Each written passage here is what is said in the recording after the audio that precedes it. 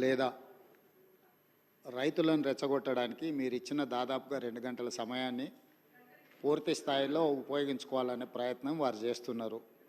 వారు సూచనల ముసుగులో మోసమైన ప్రణాళికను పకడ్బందీగా ప్రజల మెదళ్లలో చొప్పించడానికి ప్రయత్నం చేస్తున్నారు. నేను తమ ద్వారా వారికి చేసే సూచన ఏంటంటే 10 సంవత్సరాలు పరిపాలన చేసిండ్రు. మీ అనుభవాలు మీకున్నాయి. మీ వల్ల ప్రజలకు కూడా కొన్ని అనుభవాలు ఉన్నాయి. ఆ ప్రజల అనుభవాల మేరకే ప్రజలు ఒక తీర్పు ఇచ్చిండ్రు.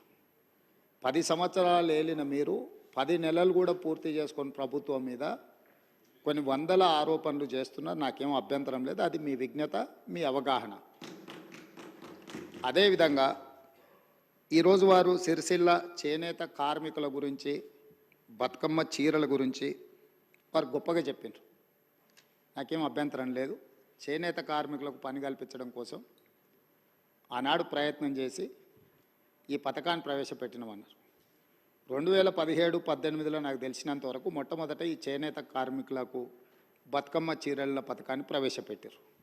నేను సూటిగా వారిని అడుగుతున్న ఒకటే మాట, అక్కడ ఇక్కడ డొంక తిరుగుడు కాకుండా మీరు ఈ పథకాన్ని ప్రారంభించిన సంవత్సరం మీరు సిరిసిల్లలో నేత కార్మికులకు పనిచ్చి బతుకమ్మ చీరలు తీసుకొచ్చి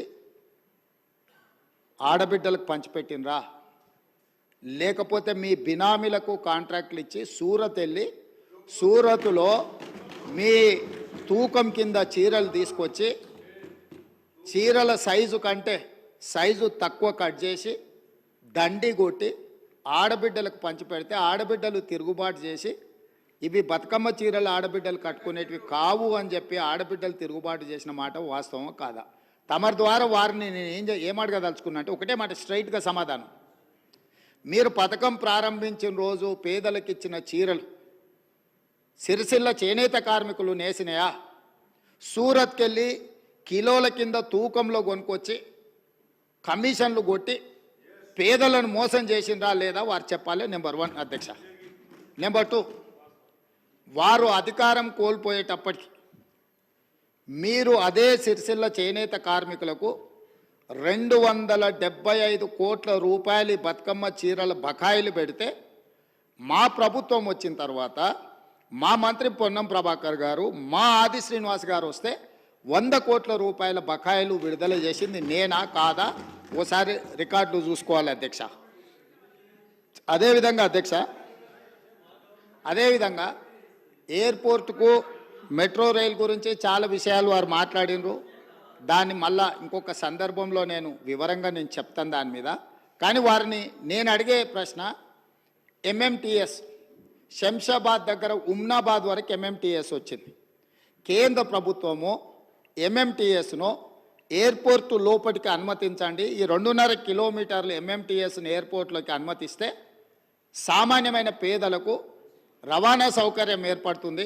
హైదరాబాద్ మహానగరాన్ని నుంచి అంతర్జాతీయ ఎయిర్పోర్ట్కు ఎంఎంటీఎస్ ఏర్పాటు చేస్తామని కేంద్ర ప్రభుత్వం దాదాపుగా 7 సంవత్సరాలు 2.5 కిలోమీటర్లు భూమి ఆ ఎంఎంటీఎస్ నిర్మించడానికి అడిగితే మేము ఇవ్వము, ఈ పథకమే అక్కర్లేదు అని ఎంఏయుడి మినిస్టర్గా, ముఖ్యమంత్రిగా చంద్రశేఖరరావు గారు, తారక రామారావు గారు కేంద్ర ప్రభుత్వం అతి తక్కువ ఖర్చుతో అంతర్జాతీయ ఎయిర్పోర్ట్కు ఎంఎంటీఎస్ నిర్మిస్తామంటే వద్దని తిరస్కరించిన మాట వాస్తవమా కాదా?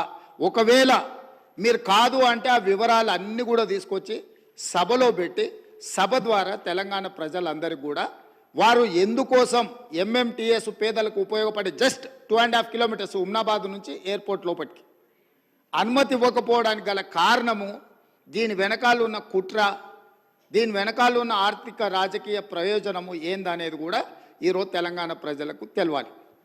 3వది, ఈరోజు ముచ్చర్ల దగ్గర భూసేకరణకు సంబంధించి వారికి వారే ఊహించుకుంటుండ్రు, వారికి వారే కాయించుకుంటుండ్రు, వారికి వారే రెచ్చగొట్టే ప్రయత్నం చేస్తున్నారు, వారికి వారే భూసేకరణలో కండిషన్స్ పెట్టినమంటుండ్రు. మళ్ళీ ఇవన్నీ చెప్తూనే మీరు న్యూయార్క్ చేయండి, మీరు డల్లాస్ చేయండి, నేను ఎప్పుడూ మీలాక ఓల్డ్ సిటీని ఇస్తాంబుల్ చేస్తా అని, వరంగల్ని లండన్ చేస్తా అని, కరీంనగర్ని న్యూయార్క్ని చేస్తా అని, ఇట్లాంటి అబద్ధాలు నేను ఎప్పుడు చెప్పలే. ట్యాంక్ బండులో నీళ్లను కొబ్బరి నీళ్ళలాగా చేసి ఎత్తుకొని తాగేటట్టు చేస్తా అని నేను ఎప్పుడు చెప్పలేదు అధ్యక్ష. నేను స్పష్టంగా తమరి ద్వారా వారికి ఏమైనా అనుమానం ఉంటే ఈరోజు అక్కడ భూసేకరణకు సంబంధించి ఫార్మాసిటీతో పాటు అలైడ్ ఇండస్ట్రీస్ కోసం భూసేకరణ చేస్తున్నామని నోటిఫికేషన్లు ఇచ్చిండ్రు. కావాలంటే ఆ నోటిఫికేషన్ నేను అధికారులకు చెప్పి తెప్పిస్తాను. దాంట్లో ఉన్న కండిషన్స్ ఏంది, ఏ మేరకు అక్కడ భూసేకరణ జరిగింది, భూసేకరణకు నోటిఫికేషన్ ఇచ్చిండ్రు అనే దాన్ని నేను స్పష్టంగా వారికి చెప్తాను అధ్యక్ష. ఈరోజు ఆజమాబాద్ ఇండస్ట్రియల్ ఏరియా ఆనాడు ఇండస్ట్రీస్ పర్పస్కు అదర్ పర్పస్కు గవర్నమెంట్ ఇచ్చింది. ఈనాడు ఈ ప్రభుత్వము వాటిని మొత్తం రెసిడెన్షియల్ కింద మార్చుతామని పాలసీ మార్చుకోలేదా అధ్యక్ష? దాంతో భూసేకరణ భూమి అంతా బద్దలైపోయిందా? ఈరోజు ప్రభుత్వం ఫార్మా అండ్ అలైడ్ ఇండస్ట్రీస్తో పాటు అక్కడ నేను తమ ద్వారా వారికి ఈ మహానగరంలో పెట్టుబడులు పెట్టే పెద్ద కంపెనీలకు ఉద్యోగ ఉపాధి అవకాశాలు కల్పించే సంస్థలకు నేను చెప్పదలుచుకున్నా. అక్కడ skill university, young India skill university రేపు సాయంత్రం 4 గంటలకు ప్రారంభించబోతున్నాం. ఇంతగా ప్రోత్సహిస్తామని చెప్పిండు కదా.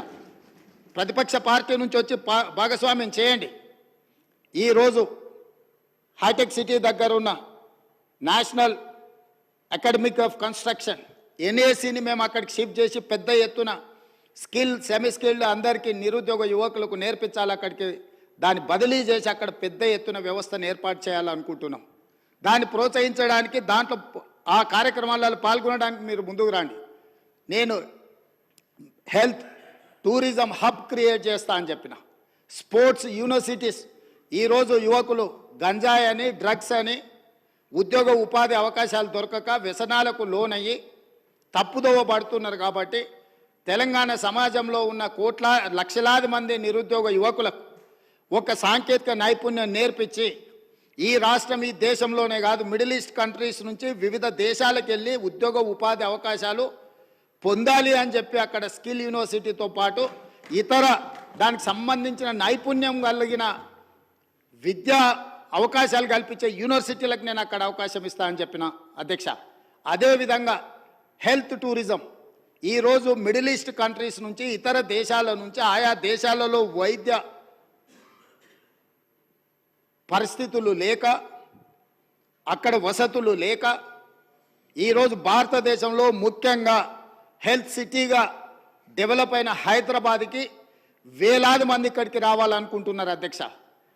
ఈరోజు ఇక్కడ ఉన్న అంతర్జాతీయ ఎయిర్పోర్ట్ నుంచి బంగ్లాదేశ్కో మిడిల్ ఈస్ట్ కంట్రీస్కి డైరెక్ట్ ఫ్లైట్ ఉంటే ప్రతిరోజు వేలాది మంది ఈరోజు ఇక్కడికి వచ్చి వైద్యం పొందాలి అని వస్తున్నారు అధ్యక్ష. అందుకోసం నేను హెల్త్ టూరిజం హబ్ను తయారు చేసి అక్కడ ఒక 1000 ఎకరాల ప్రపంచ స్థాయి వైద్య సౌకర్యాలను ఏర్పాటు చేసే సంస్థలను పిలిచి ఇక్కడ హైదరాబాదు నగరంలో ఉన్న పెద్ద పెద్ద కార్పొరేట్ ఆసుపత్రులతో పాటు పేదలకు అతి తక్కువ ధరతో వైద్యాన్ని అందించడానికి అన్ని రకాలుగా ఎన్నెన్ని డిసీజులు ఉన్నాయో వాటన్నిటి కూడా స్పెషలైజ్డ్ హాస్పిటల్స్ ఏర్పాటు చేయాలని అక్కడ మేము నిర్ణయం తీసుకున్నాం అధ్యక్ష. అదేవిధంగా స్పోర్ట్స్ అండ్ గేమ్స్ చిన్న చిన్న దేశాలు ఒలింపిక్స్ లాంటి పోటీలలో వాళ్ళు ఎన్నో పథకాలు తీసుకెళ్తారు. 140 కోట్ల జనాభా ఉన్న భారతదేశము కాంస్య పథకం వస్తే కూడా దేశమంతా 100 కోట్ల మంది చప్పట్లు కొట్టే పరిస్థితి వచ్చింది అధ్యక్ష. ఎందుకు అధ్యక్ష? ఒకనాడు ఏషియన్ గేమ్స్ గచ్చిబౌలిలో మనం నిర్వహించుకున్నాం అధ్యక్ష. అంతర్జాతీయ స్థాయిలో ఆటల పోటీలు నిర్వహించుకున్న హైదరాబాద్ రాష్ట్రము తెలంగాణ ఈరోజు ఆనాడు నిర్మించిన ఇన్ఫ్రాస్ట్రక్చర్ని ఈరోజు మనము అసలు ఎలాంటి ఉపయోగం లేకుండా నిరుపయోగంగా తాగుబోతులకు అడ్డాగా ఈ స్టేడియంలన్నీ మారుతున్నాయి. అందుకే ఈరోజు ఉన్న స్టేడియంలతో పాటు అక్కడ ఒక స్పోర్ట్స్ యూనివర్సిటీని పెట్టి అంతర్జాతీయ ప్రమాణాలతో ఈ దేశంలో ఉండే యువకులకు అందరికీ ఇక్కడ శిక్షణ ఇవ్వడానికి అన్ని ఏర్పాట్లు చేయాలని మేము అక్కడ ప్రయత్నం చేస్తున్నాం అధ్యక్ష. ఇదే కాదు, ఈరోజు BCCI క్రికెట్ ప్రపంచంలో ఎంత పాపులరో మీకు తెలుసు.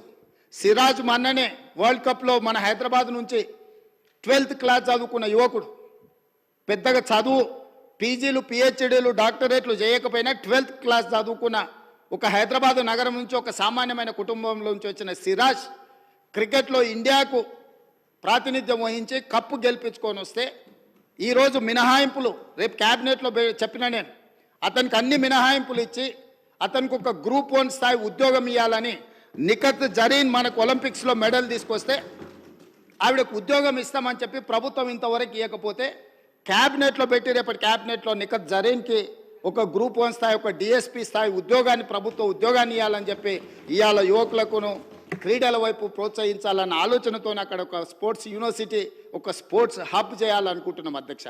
బీసీఐతో మాట్లాడి అంతర్జాతీయ ప్రమాణాలతో క్రికెట్ నిర్వహించడానికి అక్కడ ఒక స్టేడియం నిర్మించడానికి బీసీసీఐతో నేను మాట్లాడిన అధ్యక్ష. ఈ విధంగా ఒక్కొక్కటి ప్రపంచ స్థాయిలో అంతర్జాతీయ ప్రమాణాలు కలిగిన అన్నింటినీ ఆ ముచ్చెర్ల ప్రాంతంలో తీసుకొచ్చి ఈరోజు ఫార్మా వార్ సిటీ అన్నారు, నేనన్న ఫార్మా విలేజ్లు అన్నా.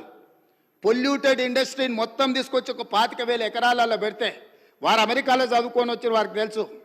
నెవార్క్ ఎయిర్పోర్ట్ పక్కన ఇట్లనే అన్ని పొల్యూటెడ్ ఇండస్ట్రీస్ పెడితే లాస్ట్గా నగరమే మొత్తం తరలిపోవాల్సిన పరిస్థితి వస్తే ఆ ఇండస్ట్రీని ఇంకెక్కడికో పంపించారు.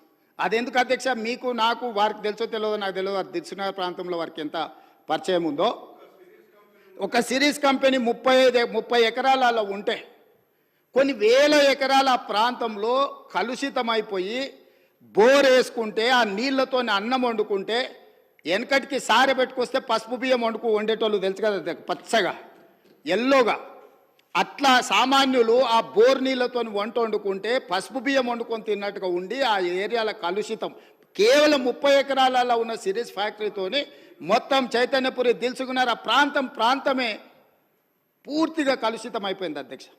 ఆ ఫ్యాక్టరీని తొలగిస్తే కానీ తొలగించినాక ఈరోజు కూడా ఇంకా భూమిలో ఆ కలుషితం ఇంకా కొనసాగుతూనే ఉంది అధ్యక్ష.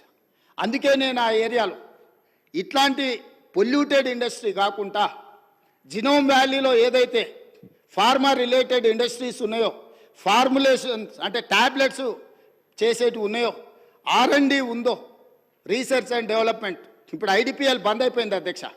ఇట్లాంటివన్నిటిని కూడా అక్కడ ఒక 4,000 ఎకరాలలో ఒక అద్భుతంగా ప్రపంచానికి ఇవాళ వ్యాక్సిన్, కోవిడ్ వ్యాక్సిన్ ఎవరు తయారు చేసిండ్రు అధ్యక్ష?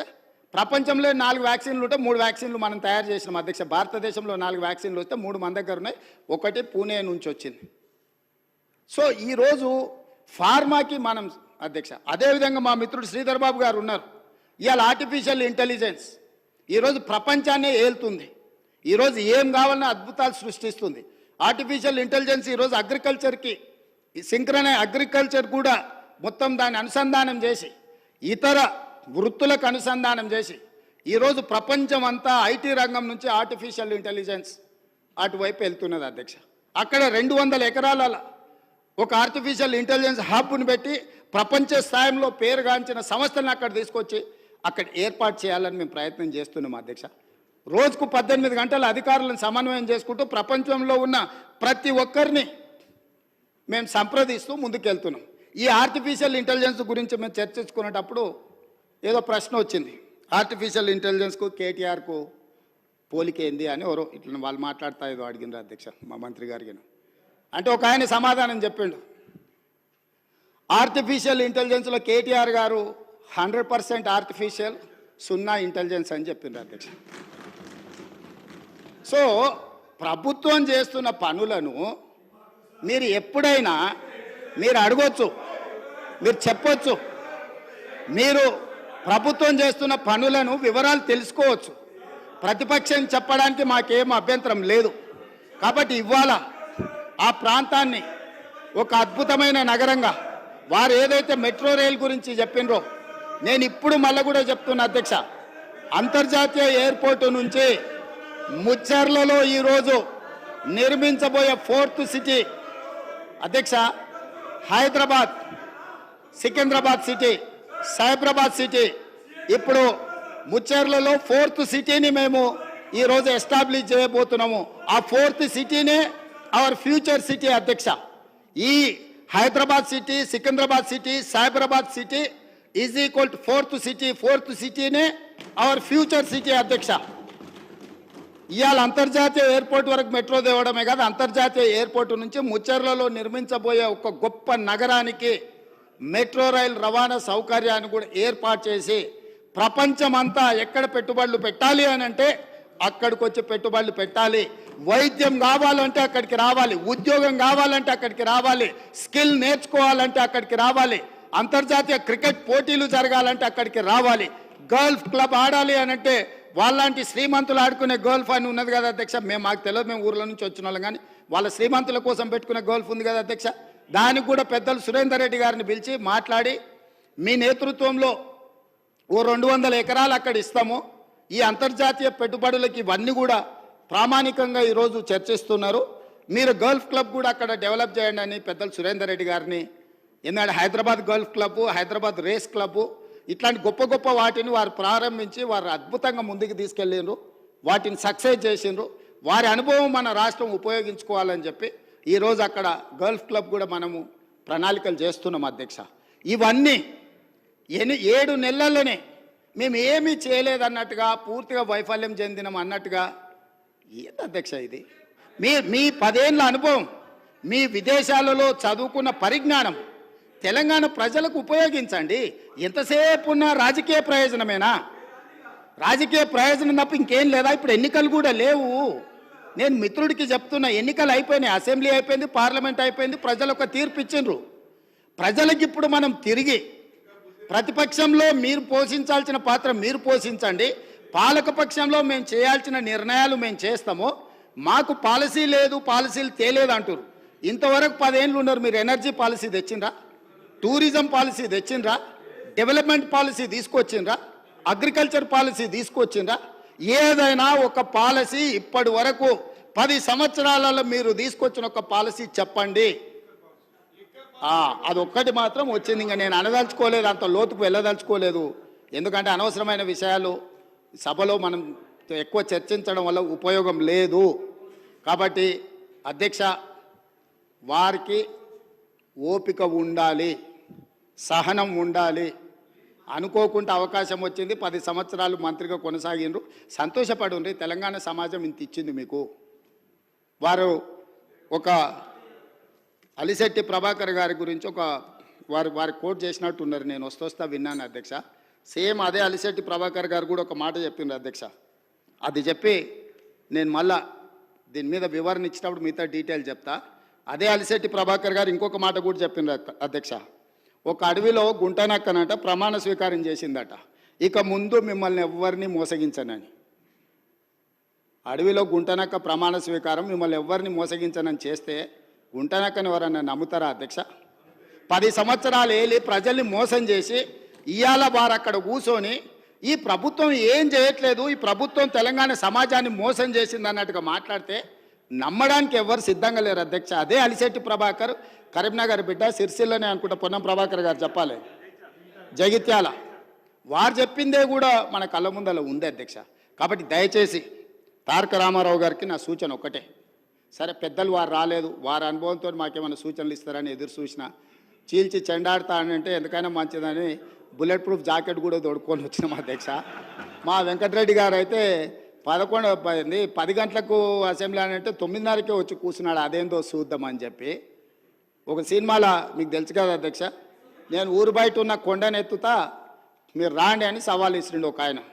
ఊరంతా వచ్చిందారే ఎట్లెత్తుతాడో చూద్దామని. ఇంకా పేల్వాన్ కూడా కొండ దగ్గరకు వచ్చిండు, వచ్చే మొత్తం జబ్బలు జరుచుకొని తొడలు కొట్టుకొని చెప్పిండట, మీరు అందరు కలిసి ఎత్తి నా మీద పెట్టుండి మోసి చూపిస్తా అని. గట్లనే ఉంది అధ్యక్ష వాళ్ళ చీల్చి చెండాడు కూడా. కాబట్టి దయచేసి ఇప్పటికైనా సబ్జెక్ట్, ఇప్పటికైనా ప్రభుత్వం అధ్యక్ష, ఈ ప్రభుత్వం విధానపరమైన నిర్ణయాలు తీసుకుంటుంది, ఈ ప్రభుత్వం పాలసీలు తీసుకొస్తుంది, ఈ ప్రభుత్వం రైతు పాలసీ తీసుకొస్తుంది, అంటే వ్యవసాయ పాలసీ తీసుకొస్తుంది, ఈ ప్రభుత్వం స్పోర్ట్స్ పాలసీ తీసుకొస్తుంది, ఈ ప్రభుత్వం ఆర్టిఫిషియల్ ఇంటెలిజెన్స్కు సంబంధించిన పాలసీ తీసుకొస్తుంది, ఐటీ అండ్ ఇండస్ట్రీస్ పాలసీ తీసుకొస్తుంది ప్రభుత్వము, ఎనర్జీ పాలసీ తీసుకొస్తుంది ప్రభుత్వము. మేము తీసుకొచ్చే పాలసీలల్లా మీరు సలహాలు సూచనలు ఇవ్వండి. ధరణి మీద కూడా మేము పాలసీ తీసుకొస్తాం. ఇవాళనో రేపు మా రెవెన్యూ శాఖ మంత్రి గారు ఇప్పటి వరకు చేసిన ఎక్సర్సైజ్ అంతా ధరణి రిలేటెడ్ కూడా, దానికి సంబంధించి ఏమేమి విషయాలు పాలసీ మేము తీసుకురావాలనుకుంటున్నాం తప్పకుండా మా మంత్రి గారు చెప్తారు. వారు కూడా ఏమైనా సలహాలు సూచనల అనుభవం ఉంటే వారిని ఉపయోగించాల్సిందిగా 2 గంటలు తీసుకున్నారు అధ్యక్ష. 2 గంటల సరిగ్గా 2 గంటలు మాట్లాడిండ్రు. 2 గంటలల్లా ప్రతి విషయం రాజకీయ కోణంలో విషం జిమ్ముడు తప్ప రాష్ట్ర ప్రయోజనాల కోసం వారు ఏమైనా సూచన చేసిండ్రా? ఇట్లా ఉంటే ప్రజలు అక్కడ కూడా ఉండనియరు అధ్యక్ష. కాబట్టి ఇప్పటికైనా మన సూచనలు చేస్తే తప్పకుండా, ఎందుకనంటే వాళ్ళు 10 years ప్రభుత్వంలో ఉన్నారు. తెలంగాణ స్థితిగతులు ఆర్థిక వనరులు వాళ్ళకి తెలుసు కాబట్టి డెఫినెట్గా వాళ్ళ ఎక్స్పీరియన్స్ నుంచి రాష్ట్రానికి ఏదైనా ప్రయోజనం ఉంటే డెఫినెట్గా తీసుకుంటాము. చివరిగా ఒకటే ఉదాహరణ, 95 నుంచి 2004 వరకు చంద్రబాబు నాయుడు గారు కొన్ని విధానాలు తీసుకొచ్చిండు. 2004లో కాంగ్రెస్ పార్టీ అధికారంలోకి వచ్చిన తర్వాత చంద్రబాబు నాయుడు గారి మీద కోపంతోనో ఇంకొకరి మీద కోపంతోనో ఆ విధానాలని మార్చలేదు అధ్యక్ష. వాటిని ఇంకా పెంపొందించి విస్తరించి ప్రణాళికబద్ధంగా దాని మీద మెరుగైన విధానాలు తీసుకొచ్చి అభివృద్ధి చేసింది కాబట్టి హైదరాబాద్కు మెట్రో వచ్చింది, హైదరాబాద్కు ఔటర్ రింగ్ రోడ్ వచ్చింది, హైదరాబాద్కి అంతర్జాతీయ ఎయిర్పోర్ట్ వచ్చింది, హైదరాబాద్కి ఐటీ కంపెనీలు వచ్చినాయి, హైదరాబాద్కు ఫార్మా కంపెనీలు వచ్చినాయి, హైదరాబాద్కి గోదావరి జలాలు వచ్చినాయి, హైదరాబాద్కి కృష్ణా జలాలు వచ్చినాయి అధ్యక్ష. వాళ్ళు నిజంగానే ఉపయోగపడే పాలసీ ఏదైనా తెస్తే కొనసాగించడానికి అభ్యంతరం లేదు. మేము తెచ్చిన పాలసీల మీద వారేమైనా సూచన చేస్తే సహేతుకమైన సూచనలు సలహాలు తీసుకోవడానికి కూడా మా ప్రభుత్వానికి ఎలాంటి అభ్యంతరం లేదని తమ ద్వారా ప్రతిపక్ష నాయకులకు నేను చెప్పదలుచుకున్నా అధ్యక్ష.